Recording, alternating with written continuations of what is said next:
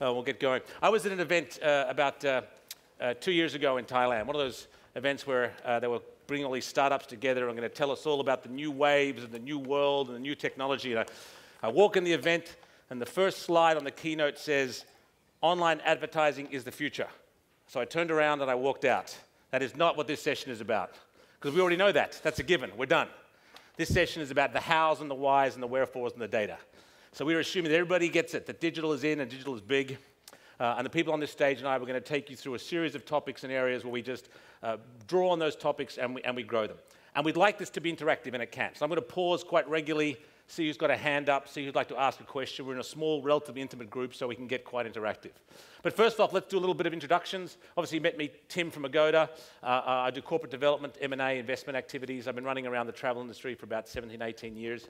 Maybe Marcos and Rowan, you might just give a quick minute or two on your company's clear, but what the sort of stuff you're working on, the stuff that brought you here to this panel, and the stuff that got you excited in this area. Marcos, maybe you want to start off. So Miners, as probably you see my CEO before, Dilip, he's quite keen on always making this company grow further and further. With all the acquisitions he's always bringing to the table. So the role that we have within Manner is really how do we innovate? And the innovation has come from CRM, has come from data science, and part of artificial intelligence that we're working on. Good. So I'm not going to spend any time introducing Google. I'm guessing most people are familiar with it. My specific role as the principal industry analyst for APAC travel. So I'm based out of Singapore. Most of the work I do is look at travel trends, both internal data and external data, to figure out what is happening for traveler behavior across APAC and how it impacts marketers and what we can do about that. Prior to this, I was a strategy consultant at McKinsey. So Ron, let's start with you, because these people do get it. They get digital marketing is important. They know they've got to put a lot of money into it. But how do they get the balance right? Because clearly it's not the only channel. So what sort of things, as the Google guy, who's all digital, what sort of advice and points can you give them on the balance for digital in their portfolio of marketing? Sure. So as a Google guy and also as a strategy guy, I think my first question to them would be, what are you focused on? Are you business or leisure? Are you millennial or family focused? So who is the target market you're going for which particular campaign? And I think once you define that, that's the follow through on everything else. So from a secular trend, yes, there's like 100 million people coming onto smartphones every year in APAC. The question is how to get to them. Like a simple trick is use Google Trends. Like if you're in Bangkok and you're going after leisure travelers, for your market, just look at what are they querying, how is that increasing, and balance your campaigns accordingly. So Marcos, is Rowan right? Is Google Trends the answer? Are there other things that hoteliers should be doing to get the balance right in digital versus other channels?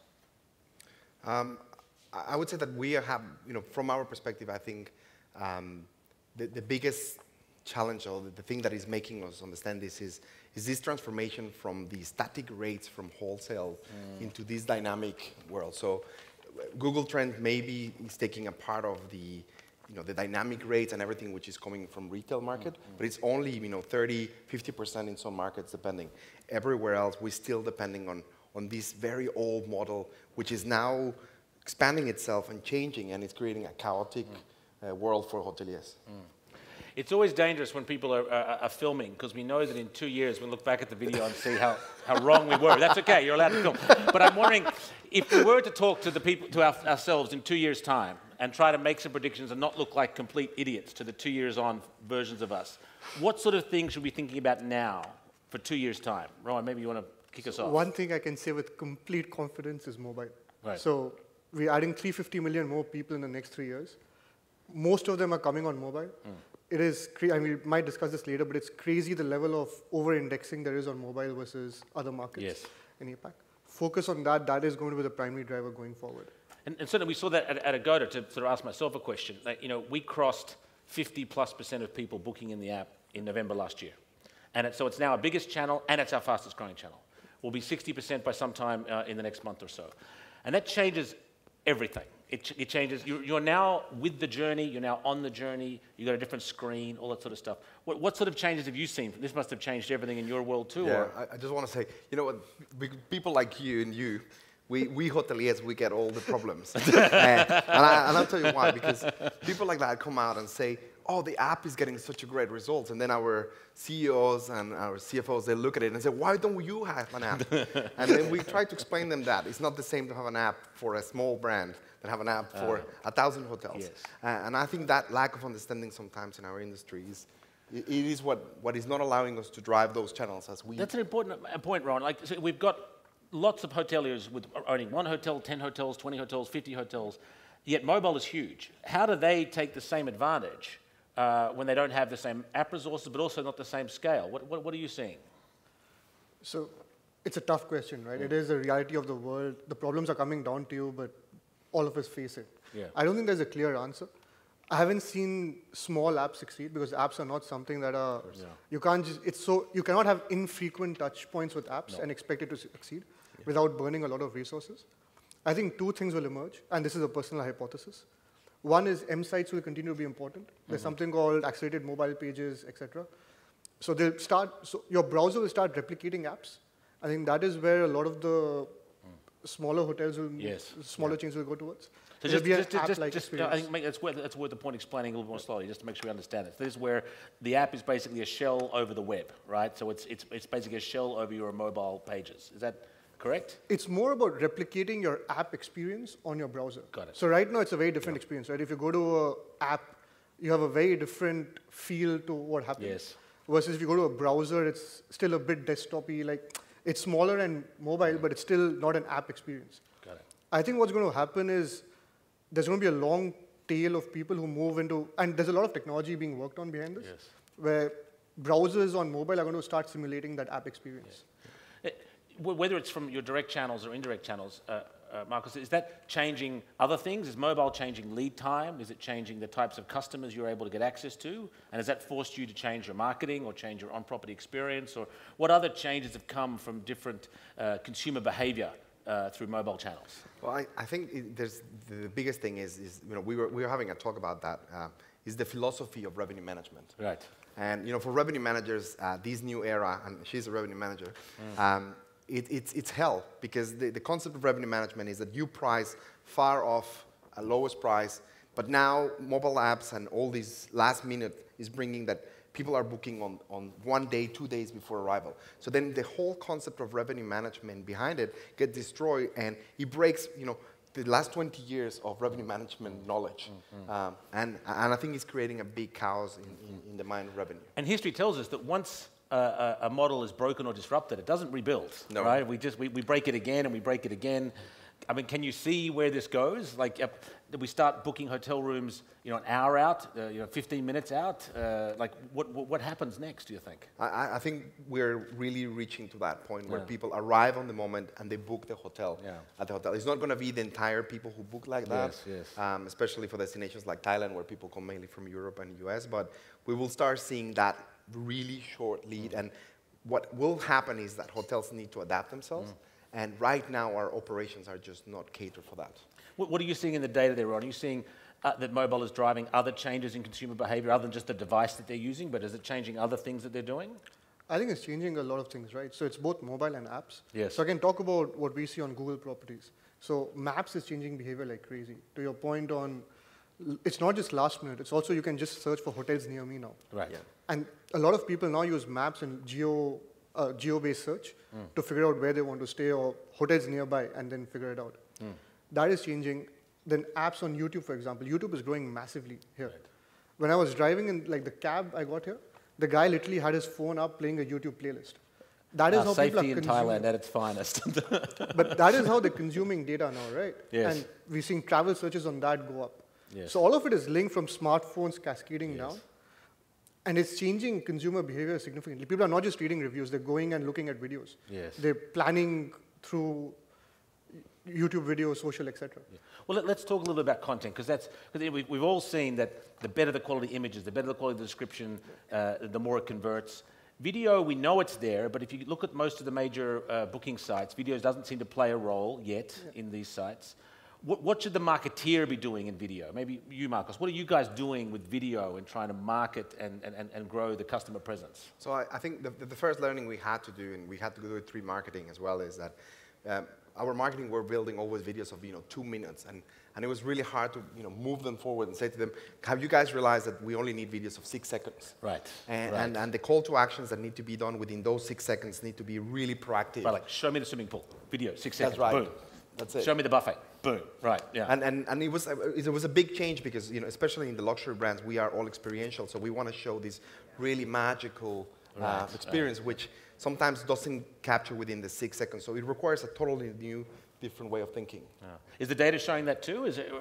It's the data definitely and the experience. Yes. So, for example, what we're doing now is we're working with a lot of marketers to help on the creatives as well. Because as video becomes more and more important, we look at what works and we're also trying to circulate that message, right? That, for example, it's short videos, it's call to actions. We have things like director mix where you can create small snippets and then automatically combine them for different messages and test those.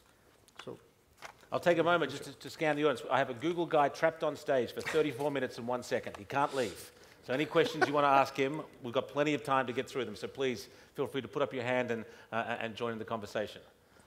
Well, the other thing we mentioned then was social. So Facebook has been in the news recently, all the wrong reasons. Mark Zuckerberg's just left Europe, but last year they made $40 billion in revenue. A massive audience, huge amounts of advertising. What's the role of the hotelier in social? Is it still just the sort of content and engagement piece, posting lovely photographs and images, or is this now a full-on marketing channel that hoteliers have got to get smart data scientists behind and money behind to make the most of? What are you seeing, Marcos? I think from our perspective, what we've done is we have completely divided now social media on 2 pieces. So there's still one very important piece, which is the marketing PR part of it, which is around the content that represents the values of the brand. But then there's the other completely different part, which is about the analytics, about the predictive, about the segmentation of the data, and doing ads. And now we're using tools like AdForus, who are actually doing automatic bidding within social media. And we think that social media it's a place where the cost per click is so low at this point in time, as they haven't reached the same levels than Google, that it's just cheap advertisement that reaches people that you would never be able to reach before. So we are putting, not similar, but almost 70% the same amount that we used to put before in Google. Now we're putting it as well in social. And what about the targeting side? Everyone talks about targeting, personalization and targeting. But if you're, the marketing person at an individual property or at a small hotel group or even a medium-sized hotel group, it's hard to digest all that. It's hard to get that targeting right. So what are you seeing some of the smart hospitality people doing in getting the targeting right, be it through social or be it through YouTube or whatever's going on here? So I think there's 2 components to that, right? A is the tools and B is the messaging. Yes. So on the tool side, I think we're getting a lot of more programmatic buying is growing like crazy, right? Because the whole point of that is to be able to target without doing the manual work. And across different properties, for example, like with double-click bid manager. So you're seeing a lot of tools come up that make it easier, because as the problem gets more complex, the tools get more complex but keep the interface easy. That's one side. The other side is the messaging, which leverages the reach of programmatic, and that's hyper-localization. And especially in Asia, right? It's like, for different audiences, can you do different languages? Can you do different payment options? Can you do different messages? Yes. And then target them. So those are the 2 things we see happening. Yeah. I mean, it's good that you raised that Asian point, because often we heard back in the noughties, whenever American companies would come into Asia, they said we need an Asian strategy, and everyone's like, dude, please. That's not the way to approach it. Each market is different, and we see that in so many different products. Search, we see it in.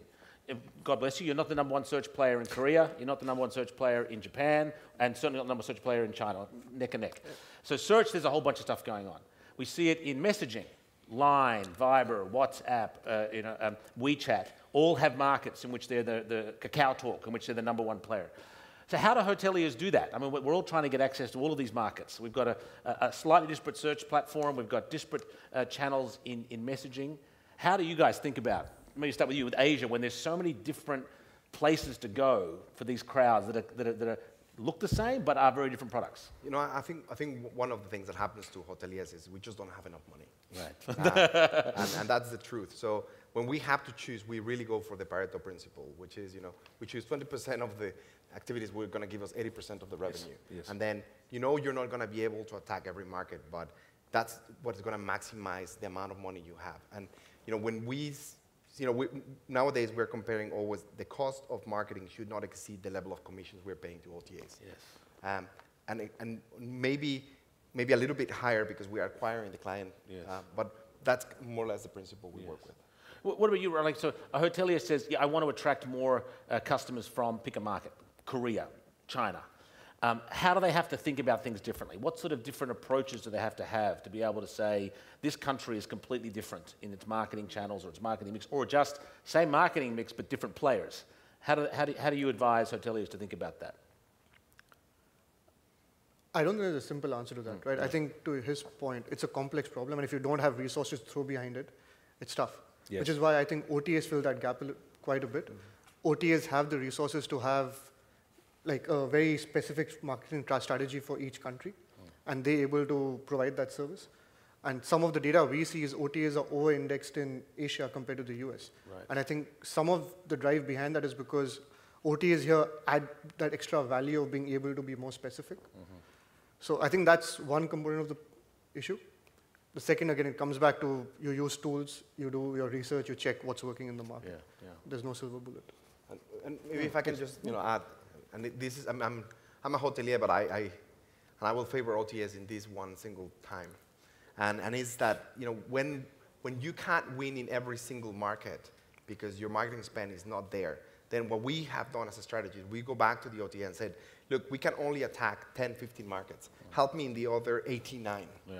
And let's not let you use my keywords. Let's compete in these markets because I will never have the marketing spend to go there. So we touched on OTAs being nice people. There must be a question from the audience or a comment from the audience about that one. No? All right, we'll keep going. Let's talk about the measurement side, because this is another area where it seems every week there's a new acronym on how to measure. Your ROIs, your ROASs, your LTVs, but every week you're bombarded with the new and fresh acronym of the week or the measurement of the week. And attribution must be the #1 word spoken inside digital channels and digital marketing of any other word. So how do hoteliers navigate this? What are some of the words, the acronyms they should be definitely focused on? And what are some of the ones they should be avoiding? Marcos, let's start with you. How do you guys think about measuring the effectiveness of what you're doing on digital? And what things have you learned? What things have you stopped doing? What things are you doing more of? So I think the one problem right now is really attribution. And I think if I can give something to hoteliers is deduplication of attribution. Because right now we have Google, we have Facebook tags, we have affiliate tags, we have tags from GDN networks, so many networks out there. And then at the end of the day, who really brought you the booking? Yeah. And now there's tools out there who can actually see the booking through the old funnel and then start doing deduplication of who brought you the last click attribution, who brought you the middle attribution.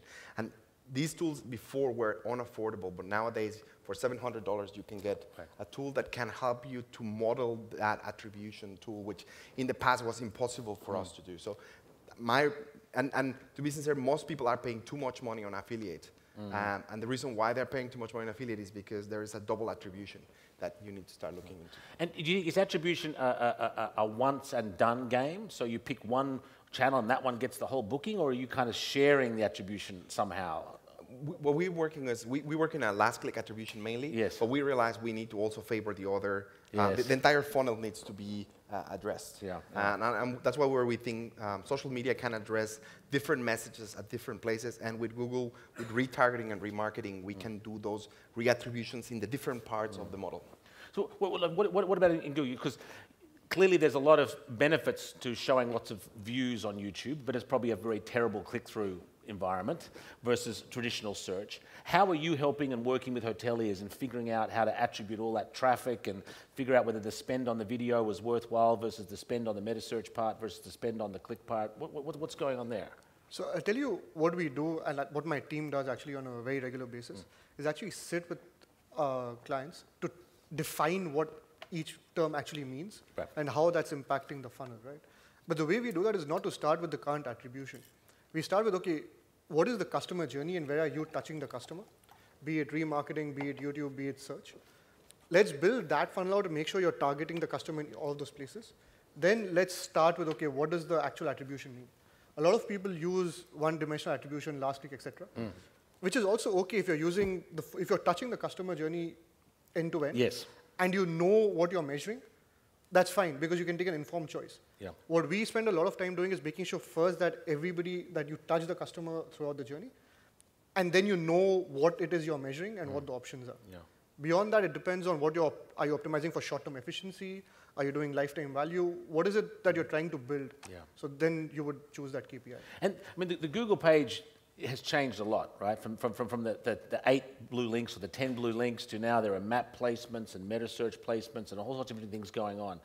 How do hoteliers keep up with that? How do hoteliers keep their head around what's going on that page?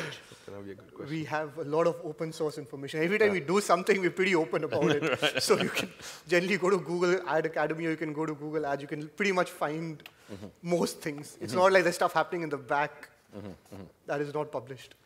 We talked about source markets, but I want to get back to one source market in particular, which is China. Right? And I think we've seen half the slide presentations so far have some reference to China, and we know why. The millennials and the older Chinese are traveling like never before. They are fueling all sorts of growth. And what's beautiful is we're starting to see them want to experience life off the tour bus and outside of the group hotel and so forth. But there must be some special things you've got to do to get the Chinese traveler. So maybe, Marcos, what are you guys doing digitally to try and get your hands on the Chinese traveler? You know what? China is like a really crazy place. Yeah. And the reason why I feel it's really crazy is because every time I put $100,000, it gets diluted within a minute. Right. Because the number of clicks are by thousands and millions. Yeah. So then, suddenly your marketing spend just doesn't make any impact within the market. And I know that everybody has heard this thing that you all have to be in WeChat, and why are you not in WeChat? But probably most of you cannot even open a WeChat account because it's the most complicated process ever because you need to have a company within China.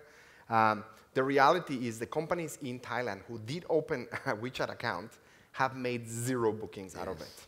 Yes. So to be sincere, right now we are at this point where we believe that the big marketing campaign in China is we need to work very close to Ctrip, and there's not much more than that. So the one-word answer was Ctrip. Was that? To be sincere, and your sales representatives in the market. Yes. It is almost going in the back because the digital gets so fragmented, and Baidu, to be sincere, the data is never really accurate. It's very difficult to measure things within the Chinese market. It's a very strange experience as a traveler to China as well because China you're digitally isolated as a traveler in China. You can't use your payment methods on Didi or on Meituan or on WeChat Pay. So you're the only idiot walking around with cash, whereas the rest of the market is completely digitized, except for the poor inbound travelers. True. So there's these cashiers which call for all people. Yeah, exactly. And the travelers and the inbound travelers. How about you, Ryan? What's your advice on sort of on what the hospitality industry in Southeast Asia and maybe Thailand in particular should be doing to get its hands on more Chinese travelers? So I might go against the grain a little bit with what you said earlier, which is that, yes, there is a trend where Chinese travelers are moving out of group tours and hotels. Yes. But when we look at data, we still see there's a lot of the outbound travelers from China are using packages and group tours. I would say if there's some way to tap into that, I would do that. Beyond that, I'm not a China expert, but some numbers I've seen that just astound me is they're not moving to a mobile-first world. They're moving to a mobile-only and an app-only world. Yeah. Like, Asia is already different to the US in terms of behavior, but China is just another league now. Definitely. I was listening to a couple of Chinese venture capital firm companies, and what's extraordinary there is not only are they going app first, but you have to be light app first, because the cheap phones in China have very limited storage. We don't think about this when you're buying a phone with 16 gigabytes or 32 gigabytes or 64. Some of these phones are being sold with 1s and 2s and 3s and 4s and 5s. So if you've got a really fat app, you're off this massive section of the market just because they can't download it on the size of the cheapness of the phone that they're employing. So let's take a little pivot to a challenge, a competitive area to hospitality that needs to be thought about in marketing, which is alternative accommodation. Call it what you like, call it vacation rentals, call it Airbnbs. Maybe less so for a market like Bangkok, but there's certainly places in the world and in Asia where consumers are making a range of choices to book alternative accommodation. Airbnb has the big brand, but my brothers and sisters at Booking.com have a lot of it. Expedia spent a fortune on home away. Clearly, Ctrip's made its play in putting a lot of money into Tuja, and there's a bunch of people doing that in China as well. Let's talk about the hotelier. What do you think about this? Do you in your marketing strategies and in your product creation, how are you thinking about the challenge of this type of accommodation? So I think the way we approached that from our side was that we realized that this type of accommodation is mainly affecting our sort of residential products, the Oaks brands, the 3-star, 4-star market, but it's not really affecting so much the luxury brands. So what we have realized is that we need to specialize ourselves on experiences. Okay. And that's why Anantara has entirely, the entire focus is on how to build experiences, because that's something you can't replace with just a stay within a house. Then for the products which are houses, now what we've done is we just joined the monster. Right. So Airbnb for the first time opened itself to hotels in Australia. So we were the first ones to do the trial with them. We have been speaking very closely to bookings.com to see how can we improve our listings versus those apartments, and maybe sometimes do even double listings. So we have realized that the big competitor is really is bookings.com is taking majority of that market, not the Airbnbs what everybody's talking about, and HomeAway is so far away from it. Right. And you and I were talking before, Rowan, over lunch, that the regulatory piece to this is still a bit of a blur. I mean, we've seen all sorts of things going on. You were mentioning something interesting about Japan. Maybe share that story with us about what you were seeing. So in this market, actually, as it grows, we're looking really to figure out what is happening with regulation. We think that's going to define the future. One example of that is in Japan. So they're launching a new law called the Minpaku law. That's launching, I think, 15th June next month. And that completely changes the landscape of alternative accommodation in Japan. And we'll see clear knock-on effect by the end of this year. So earlier, you need to have a host on campus. You needed to have, like, the room had to be a certain size, etc. All of that is going away. Prefectures are doing their own regulation now. So we think, this is a heavily regulated business, and it's going to have serious impact. I think, but again, back to our point about once the model's broken, the consumers have seen this inventory, and it's not going away. That doesn't mean I don't think it means the death of the hotel by any stretch. I agree. But it means this inventory is now here to stay. Now regulators may be able to push and shove a little bit, but we're in a different transition. We've changed. And something I can tell you is just, right now, whenever we go back to owners in hotel industry, we ask them, can we please change the locks so that we can have electronic locks? And most of the owners said no at this time.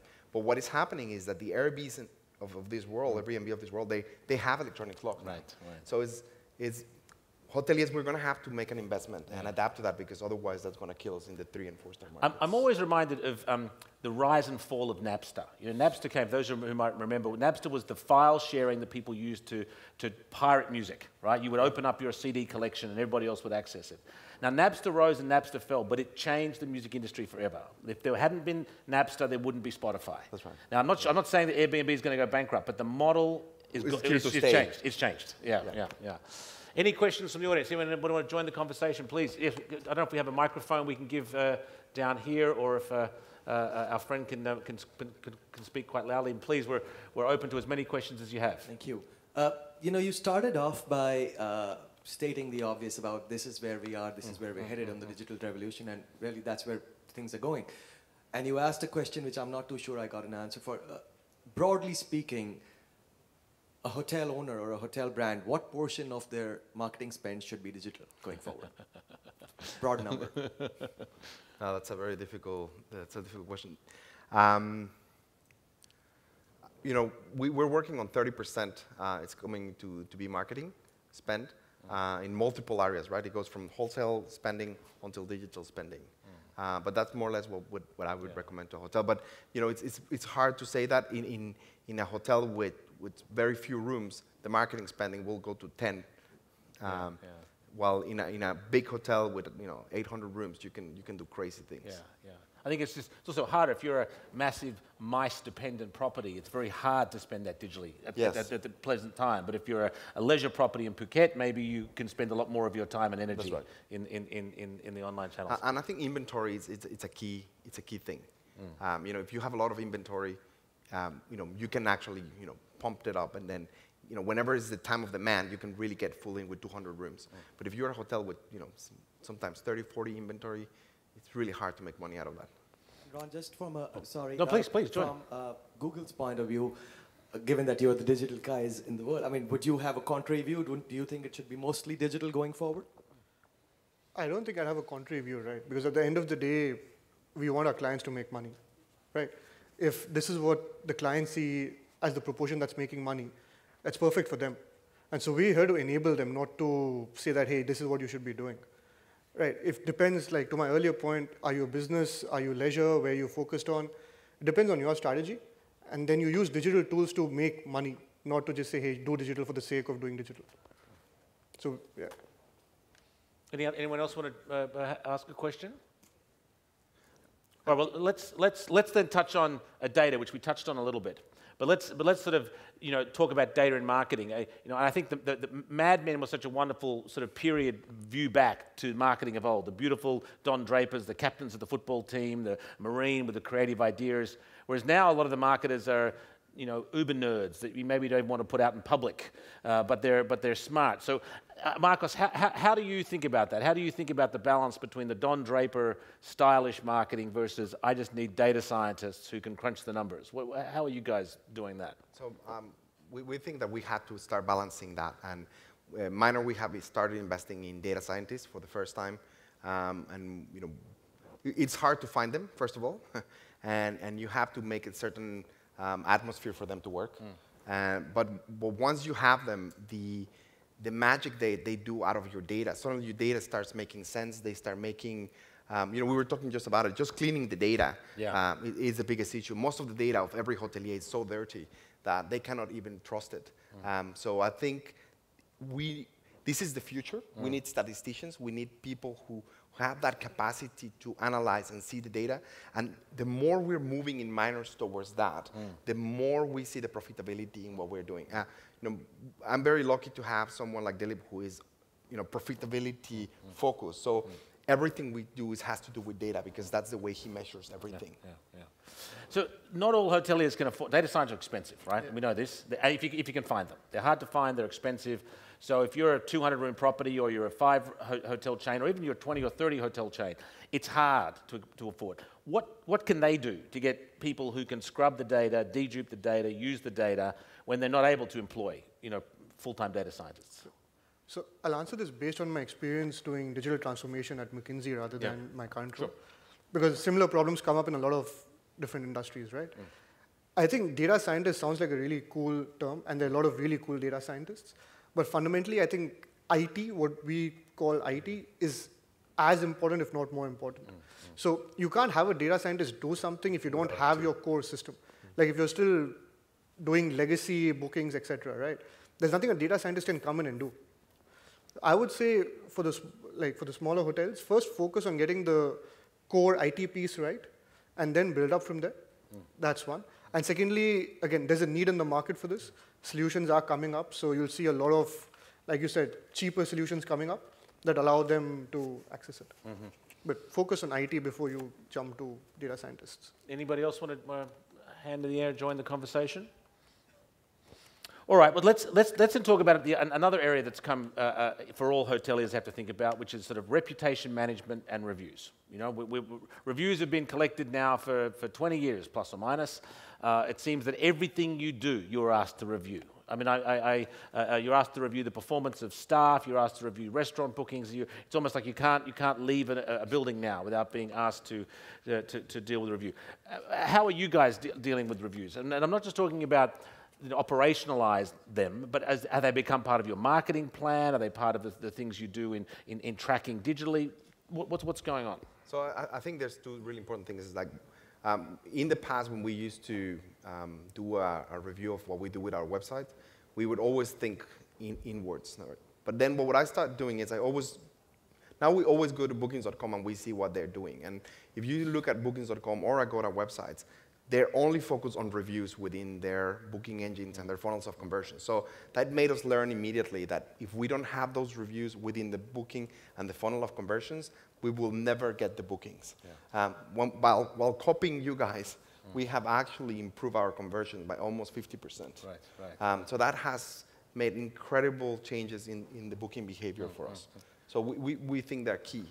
And how have you operationalize that in the back end? So if a lot of people are writing, swimming pool dirty, swimming pool dirty, swimming pool dirty, is that somehow getting fed back to the maintenance team? Or if people are saying best buffet ever, are you then pushing that message out in your marketing channels? How are you sort of So taking that in the day-to-day? We're doing both. We're using it as a marketing tool, and we're using it as an operational tool.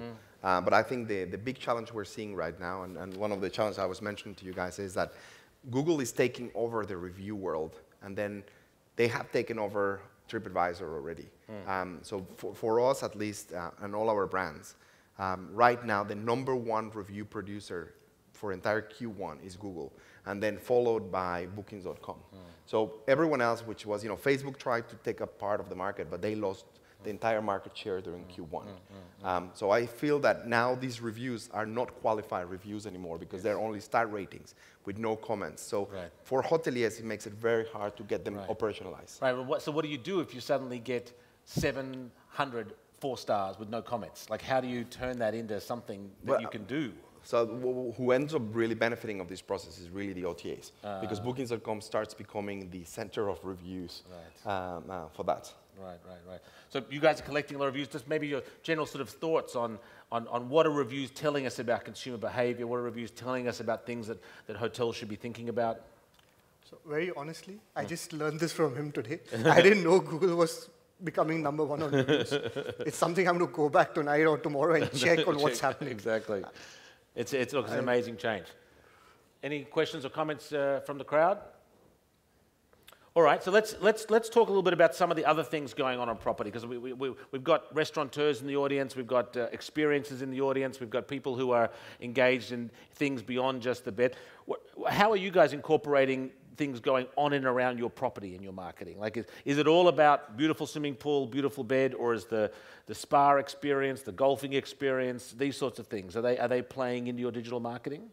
So I think especially for we just launched a new website 2 weeks ago, and the entire website is designed with the idea of experiences. So most of our website now, it's based on videos about experiences. And if you ever get to go to our website, we have built sort of a circle, and that circle is the circle of experience. So we have made the journey of a guest within a day that he spends with us. And each video, and as the circle is changing, then the experiences is changing. And we believe that that's the way we need to take the brands to distinguish ourselves from the other brands, and also to distinguish ourselves from the Airbnbs of this world. Yeah. Well, what are you seeing in the data? Are consumers still just interested in hotels in Bangkok, or are they typing in hotels in Bangkok with spa access that take my pet, and like how deeper into the story are consumers getting? So for me, what I've seen, and a lot of this is third party, not just Google queries, but people are moving from offline to online, right? Yes. And a lot of reason people were using offline was to create packages that were end-to-end, including meals, experiences, etc. Everything was taken care of. Yes. As these consumers move online, they might not search at one go in one query, but they would break up and they would want to know what to do. So we already have some things around Google destinations which give free itineraries, but it's definitely, as the population moves online, this is going to become bigger and bigger, and we see that clearly. Let's touch on one of the comments you made, Marcos, about the on-property experience. Keyless entry being the obvious example, but there are other things people are talking about, be it check-in, check-out, on-property messaging, so being able to use your app or whatever to talk to the food and beverage people or so forth, and a whole bunch of other services that can change or revolutionize what's going on property. Are you guys working on those, #1 and #2? Do you incorporate that into your marketing, or is it still a little bit early? What's happening there? We believe that click-to-chat is the future. Right. So that has been completely embraced now through our websites. And right now, we're in the process of embedding that through the entire customer journey. So it's not only as well at the hotel level, so that they can ask anything within the hotel through click-to-chat. And I believe that the companies which are not moving towards that, they're really making a huge mistake, because that's where the society is moving forward. Yeah, and is that because consumers aren't going to want to pick up the phone and call for towels or a Caesar salad? They're going to want to click the app. They're not going to want to talk to reception anymore. Are you seeing that already start to happen? We start seeing that very often in most of the hotels. People like more to chat than to talk to people, which is something very strange for certain generations. But we see it more and more. Since we put the click to chat, we saw immediate push of sales through our websites and through our central reservation offices, and even through Facebook, all the messaging through Facebook, Not only customer service, but it's also sales too. So I'm about to go into my sort of concluding challenge, where I put a challenge to the two people on this panel to help me out with something. So probably the last chance for anybody in the audience who'd like to ask a question or join the conversation.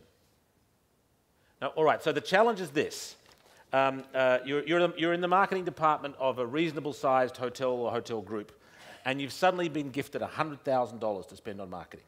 No strings attached. $100,000 to spend on marketing. You can spend any way, shape, or form you should. Given what we know now and the things that we've talked about over the last 45 minutes or so, how should you spend that $100,000? Marcos? I think I would put 30% into search. I would put another 30% in social media.